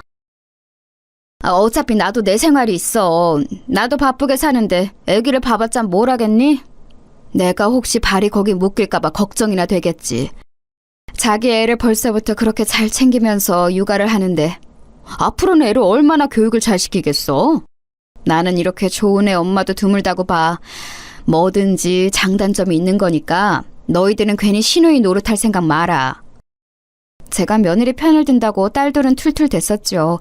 그래도 저는 자기 친정을 가까이에 못 두고 사는 며느리가 혼자 외로운 싸움이라도 할까봐 무조건 일단 웬만하면 며느리 편을 들어주려고 했었던 거예요. 그런데 돌잔치에서 떡하니 저를 무시하며 독단으로 행동해버리니까 저 역시도 조금 서운해버렸던 것이죠.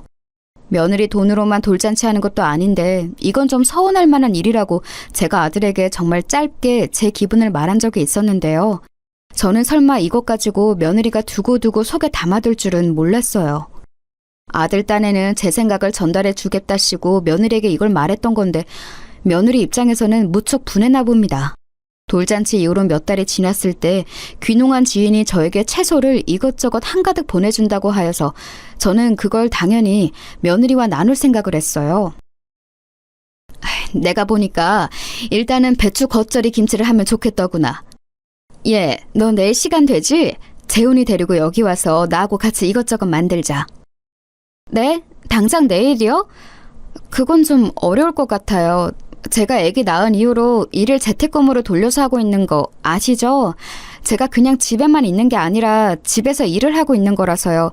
시간 내기가 어려울 것 같아요. 네가 아무리 일을 한다고 해도 밖에 나가서 사회생활하고 돈 벌어오는 우리 유신이만 하겠니? 네가 열심히 하고 있는 것은 잘 알겠는데 매번 그렇게 일 핑계 대면서 세상에서 가장 바쁘게 일하는 사람이냐 구니까 내가 정말 당황스럽구나. 월요일부터 일요일까지 너는 어쩜 하루도 안 빼먹고 일을 한다고 할 수가 있니? 그럼 그만큼 돈은 벌리는 거고? 이럴 줄 알았어요.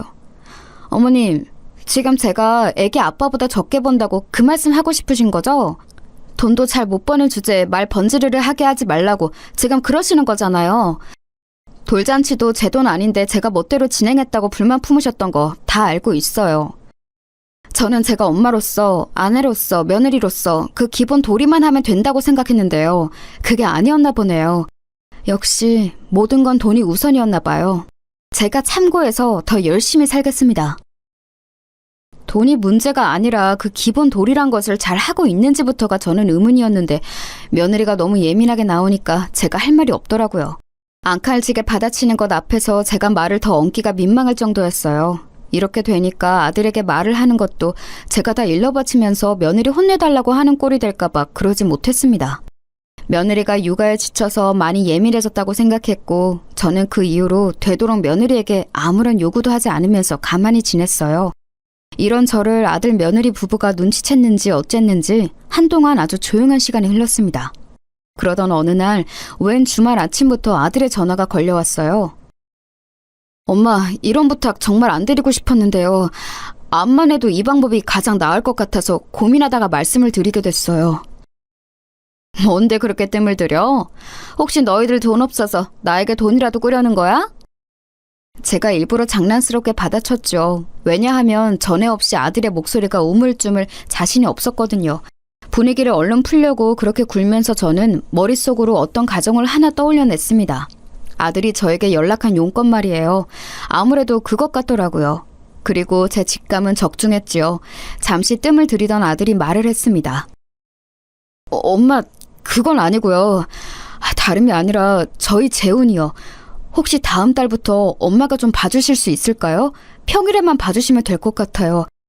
사실은 조금 갑작스럽긴 하지만 재훈 엄마가 일을 다시 나가게 되었거든요. 애를 봐달라고? 아니, 그건 그렇다고 치는데 재훈 애미는 앞으로도 집에서 재택근무인지 뭔지 아는 걸 계속 하는 거 아니었어? 이게 좀 이야기가 있어요. 우선 재택근무라는 거요. 일반 출퇴근하는 직장보다 벌이가 적어요. 그리고 일감 주어지는 게 매달 일정하지가 않아서 이것 때문에 재훈 엄마가 많이 스트레스를 받아 했어요. 아하, 그게 그런 것이었구나. 그럼 매달 150을 벌 때도 있고 200을 벌 때도 있고 그게 그런 일이었던 거네?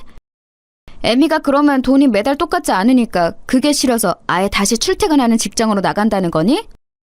그렇다기보다는요, 돈도 돈이지만 일감을 더 주네 마네 하면서 담당자하고 재훈 엄마가 몇 번 승강이를 벌였어요. 한마디로 그러니까 자존심의 문제인 거죠. 재훈 엄마는 더는 이런 식으로는 일을 못하겠다고 하였고 저희가 맞벌이를 포기할 수 있는 사정도 아니고 그러다 보니까 여차저차해서 다시 사무실로 나가기로 한 거죠. 그런데 일을 하는 건 하는 건데 그렇게 되면 애가 걸려서요. 재훈이가 어린이집에 오래 붙어있는 걸 별로 안 좋아해요. 엄마도 아시겠지만 애 성격 자체가 좀 그런 것 같아요. 고집불통이라서 저희도 이 부분은 어쩌지 못하고 있네요. 아무튼 간에 정리를 하자면 내가 다음 달부터 평일에 애를 봐줬으면 한다는 거지? 어린이집은 지금처럼 그 시간에 끝나는 거고 그러면 내가 애를 기다렸다가 애가 집에 오면 돌보면 되는 거네? 오케이, 알았어. 우리 아들 엄마가 그렇게 해줄게. 정말이세요?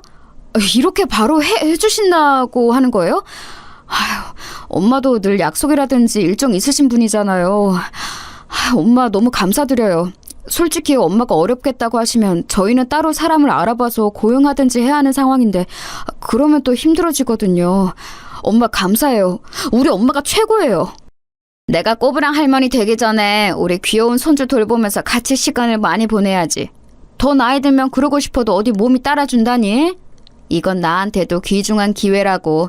내가 그렇게 생각을 하면서 앞으로 우리 재훈이 온 마음 다해서 돌봐줄게. 너희는 걱정일랑 하지 말고 사회생활하면 돼. 저도 아들 말 맞다나 일정이라는 게 있는 사람이었습니다. 저도 나름 바빴어요. 인생 허투루 살지는 않았는지 주기적으로 갖는 모임이 몇 개 있었고요. 봉사 나가는 곳이 2곳 있었고요. 지자체에서 운영하는 악기교실도 주 1회 나가고 있었고 간단한 운동 수업도 듣고 있었죠.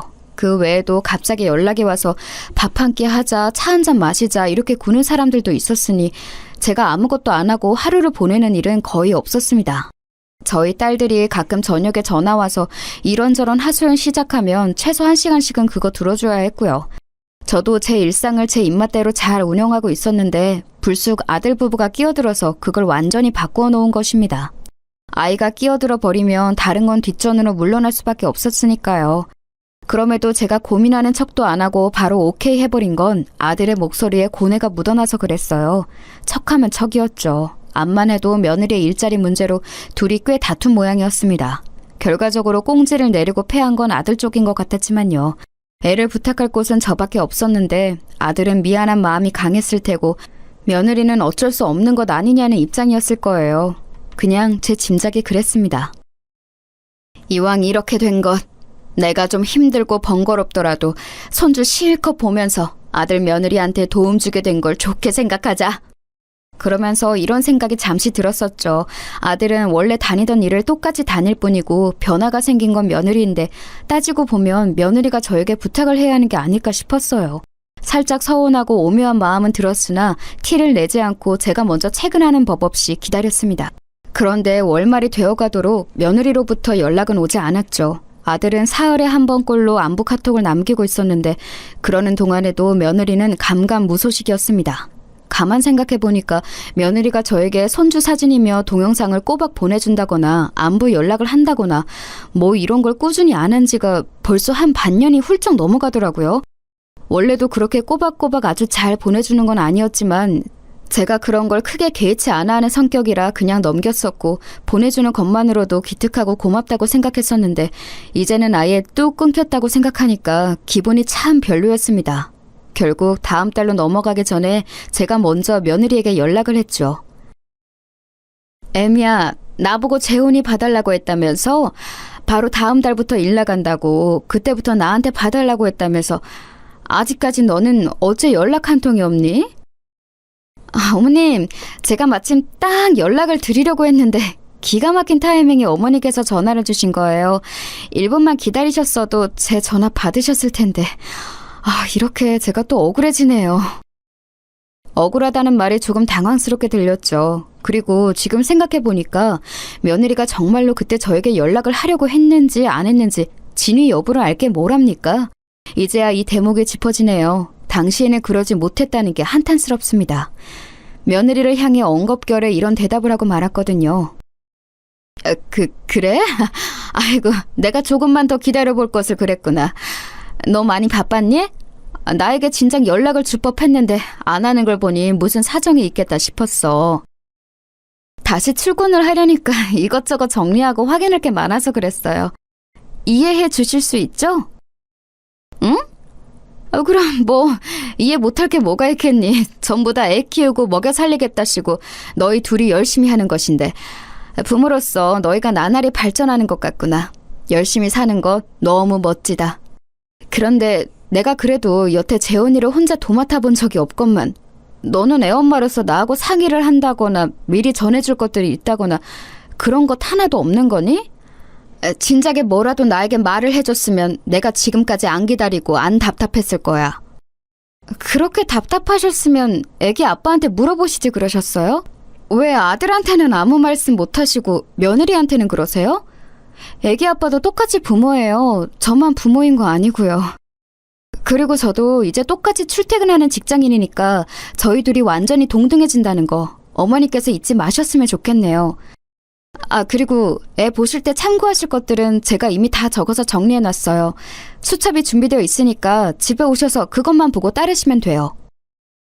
아니, 나는 그냥 할 법한 말을 했다고 생각하는데 네가 그렇게 날카롭게 나오니까 내가 할 말이 없어지는구나. 수첩? 그래, 내가 아무튼 그거 보면서 애는 잘 봐줄 테니까 너도 일이나 잘 다니렴. 며느리가 그렇게 나오니까 너무 당황스러웠는데 아무래도 아들하고 둘 사이에 뭔가 다툼이 있었던 게 아닐까 싶어서 더 이상 말을 얹지는 않았어요. 자기 남편하고 싸웠는데 그 남편의 엄마한테 좋게 말이 나가기란 쉽지 않잖아요. 그런 거라고 여겼죠. 그래서 손주를 돌봐주기로 한 날이 직전으로 다가왔을 때 제가 슬며시 아들에게 물어봤습니다. 둘이 싸웠지? 그래서 재혼 애미가 나한테 먼저 연락도 없이 입을 꾹 다물고 있었던 거지? 새삼스럽게 싸운 건 아닌데요. 그냥 저번 일 때문에 그래요. 저는 재혼 엄마가 재택근무를 1년 정도라도 더 하다가 출퇴근 근무를 하길 바랐고 재혼 엄마는 하루빨리 재택근무를 그만두고 싶다는 입장이었고 그때 언쟁을 좀 벌였던 게 아직 후유증이 있나 봐요. 엄마 신경 쓰이게 해드린 것 같아서 죄송해요. 저희가 더 잘할게요. 근데 엄마도 조금은 이해를 해주세요. 재혼 엄마가 그동안 일하랴, 애 돌보랴, 집안 살림하랴 너무 정신없이 힘들게 지냈잖아요. 그간 피로나 스트레스가 꽤 쌓인 모양이고 이제 하고 싶은 업무 하면서 지내면 재혼 엄마도 좀 낫겠죠. 스트레스 받아서 재혼 엄마가 가끔 욱할 때도 있는데 얼마나 힘들었으면 속에 저런 게 쌓였을까 하는 너그러운 눈으로 엄마가 봐주셨으면 좋겠어요. 우리 아들이 그렇게 말을 하는데 내가 당연히 들어줘야지. 아무렴 앞으로 내가 애미한테 살뜰히 잘해주마. 애미가 마음 놓고 일 다닐 수 있도록 내가 애를 잘 돌보는 게 우선이겠지. 저는 대수롭지 않은 듯 대답했었으나 머릿속은 뒤죽박죽이었습니다. 속으로는 애가 무슨 말을 하는 거야 싶었었죠. 재택근무를 하면서 일도 좋지 않고 애도 혼자 돌보고 그러면서 살림까지 다 하겠다고 나섰던 건 바로 며느리 본인이었습니다.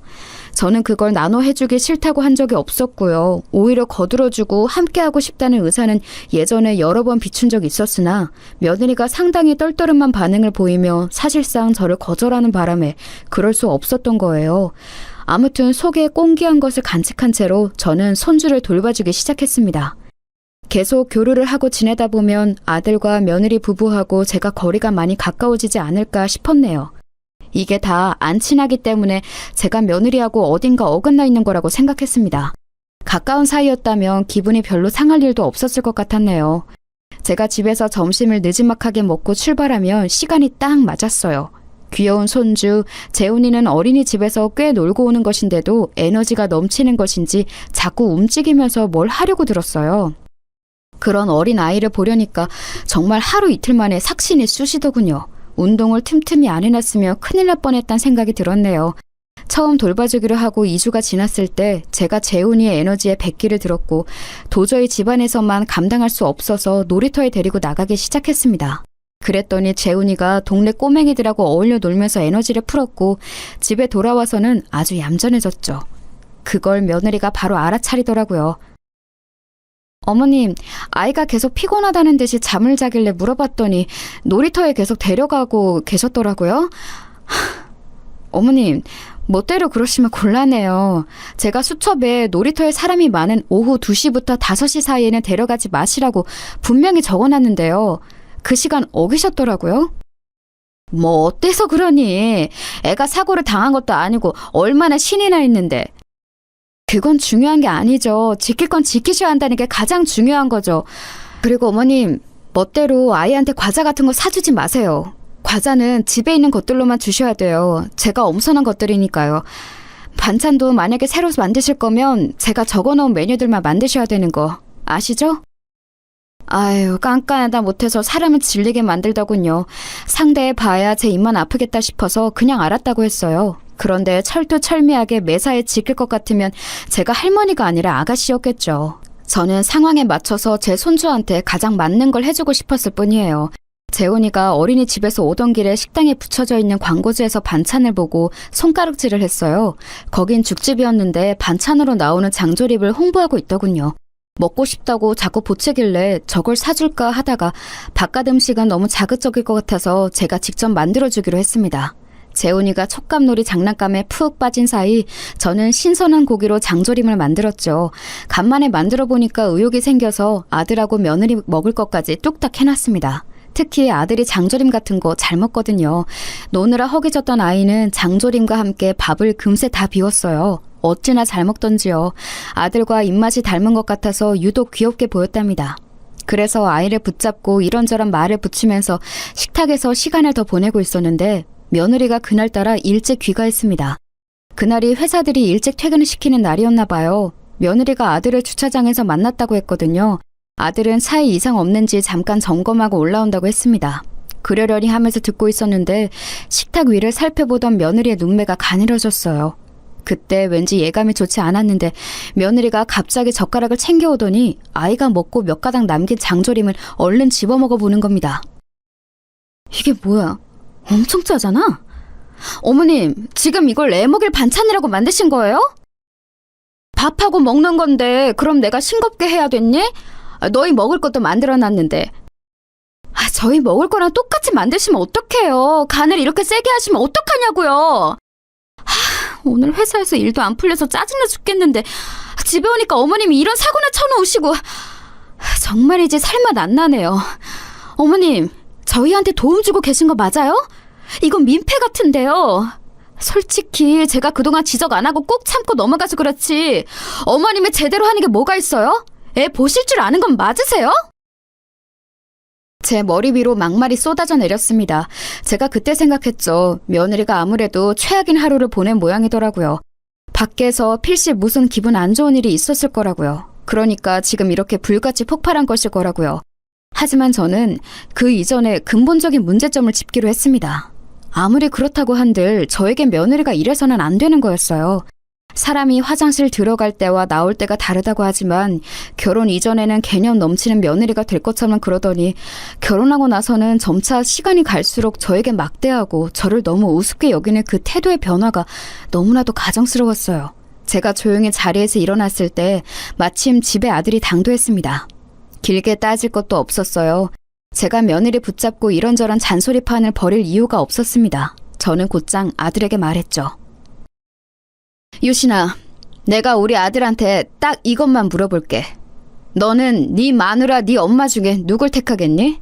내가 앞으로 네 마누라 못 보고 살겠다고 하면, 내 며느리로 앞으로는 생각 안 하겠다고 하면 너는 어쩔 거야? 누구 편에 설 거야? 어머님! 그런 무식하진 질문이 어디 있나요? 지금 설마 제가 애 반찬 잘못 만드셨다고 뭐라고 한 것 때문에 화나서 이러시는 거예요? 어머니, 이렇게 쪼잔하게 나오시면 저 너무 당황스러워요. 며느리가 짜증스레 받아쳤을 때였어요. 아들이 싸늘하게 식은 얼굴을 하더니 이내 어리둥절한 얼굴로 앉아있던 재훈이를 안아들고 방으로 데려갔습니다. 그리고 순식간에 방문을 닫고 나와서는 그대로 며느리의 뺨을 후려쳤어요. 놀란 제가 입을 틀어막았죠. 세상에, 아들이 며느리를 때릴 줄은 몰랐습니다. 당신 뭐야? 당신이 뭔데 우리 엄마한테 그딴 막말을 들였어? 당신이 뭔데? 애 보는 앞에서 그딴 행태를 부렸어? 당신 대체 뭔데 뭘 믿고 이렇게까지 오만방자하게 굴어? 당신은 우리 엄마의 며느리라는 자각이 없고 우리 아이의 엄마라는 자각이 없는 사람이야. 또한 내 아내라는 자각도 없는 사람이야. 그렇지 않고서 이렇게 굴 수 있을 리가 없어. 지금 나를 때린 거야? 상황을 제대로 들어보지도 않고 어떻게 다짜고짜 사람을 때려? 상황? 여태까지 내가 아무것도 몰랐을 거라고 생각했어? 나 다 알고 있었어. 우리 엄마가 착하게 잘해주시는 걸 당신이 고맙게 생각하지는 못할 망정 점점 기어오르고 있었다는 걸. 누울 자리라고 생각했는지 발을 뻗는다는 걸 나도 알고 있었어. 몰라서 가만히 있었던 거 아니야. 내가 결혼을 잘한 게 맞다고 그렇게 정신승리하고 싶어서 얄팍한 생각으로 바보같이 그냥 관망하고 있었어. 당신이 설마 아무리 그래도 선을 넘지는 않을 거라고 생각도 했었고. 그런데 아니었네. 당신을 보면 누나들보다 뒤떨어지는 내 자신을 증명하는 것만 같아서 서글프다. 내가 고작 이 정도 수준이라는 증명이 바로 당신인 것 같아서 너무 씁쓸해. 엄마 죄송해요. 이 사람하고는 제가 알아서 정리하고 더 이상 엄마 신경 쓰이시지 않도록 할게요. 잠깐, 지금 그게 무슨 소리야? 이혼이라도 하겠다는 거야? 자기 아내랑 어린 아이보다 자기 엄마가 더 중요하다는 거야, 뭐야? 내가 인생에서 딱 하나 반드시 책임지기로 한 게 있는데 바로 엄마야. 나는 돌아가신 우리 아빠 앞에서 약속드렸어. 내가 우리 엄마 꼭 보살펴 드리겠다고. 지금까지는 그렇게 잘하지는 못했지만 지금 이런 상황에서 우리 엄마 편 안 들고 당신 편을 들 만큼 머리 나쁜 불효자는 아니야. 며느리가 다리에 힘이 풀렸는지 스르르 주저앉았습니다. 저는 잠깐 더 상황을 지켜보다가 제가 빠지는 게 아무래도 나을 것 같아서 그곳을 나왔어요. 왜냐하면 저를 올려다보는 눈물 젖은 며느리의 눈이 말해주고 있었거든요. 객기 부린 자기 자신을 후회하고 있다고요. 며느리가 바보가 아닌 걸 제가 알았기 때문에 어떻게든 제 아들 앞에서 상황을 수습할 것을 알았습니다.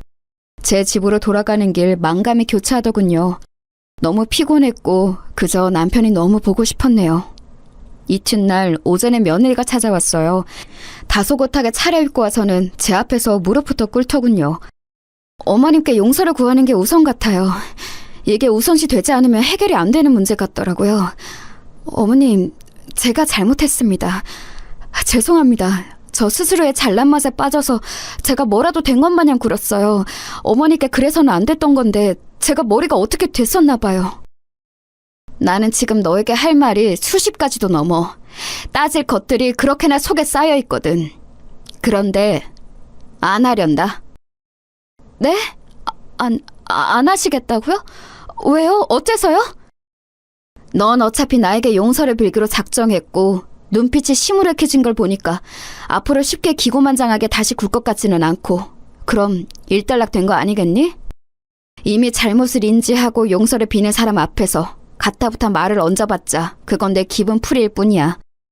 기분을 가지고 그걸 내 태도로 삼으면 안 되지. 어머님, 정말요 죄송했어요. 저는 제 기분에 따라서 항상 그렇게 행동했던 것 같아요. 그래도 된다고 여겼어요. 기분이 어떻든 그래서는 안 되는 거였는데 제가 미흡했습니다. 며느리는 그제서야 진정으로 뜨거운 눈물을 흘리더군요. 아유, 자식들에게는 말 안 했지만 저는 솔직히 며느리의 입장을 왠지 알 것도 같았어요. 아픈 양친을 혼자 수년간 간병하고 책임지면서 얼마나 자기 형제들이 원망스러웠겠나요. 아등바등하며 도끼 품고 살아왔겠죠. 뭐든지 철두철미하게 자기 주관 아래 두고 행동을 해야 안심이 됐을 테고요.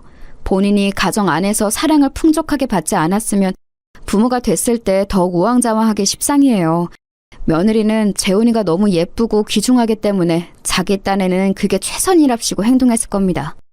그렇기에 며느리가 싸가지 없이 굴었던 게 이해는 됐지요. 그게 올바른 거였단 건 아니지만요. 저의 용서를 받고 나서 며느리는 아들과 관계 회복에 힘을 썼어요. 저는 말 얹지 않고 둘이 알아서 사이가 좋아지기를 기다렸습니다. 둘 문제니까요. 시간이 꽤 흐른 다음에야 아들 며느리 부부가 다시 친근해졌는데 오히려 서먹해지기 이전보다 제 눈에는 사이가 좋아 보였어요. 아들은 여전히 자기 누나들보다 잘 사는 게 목표인 듯 싶어요. 아닌 척하지만 그렇더라고요. 근데 말리지 않고 그냥 두려고요. 이게 삼남매의 운명적인 모습이겠거니 싶거든요. 아무튼 다사다난한 저희 집은 이렇게 흘러가는 중이랍니다.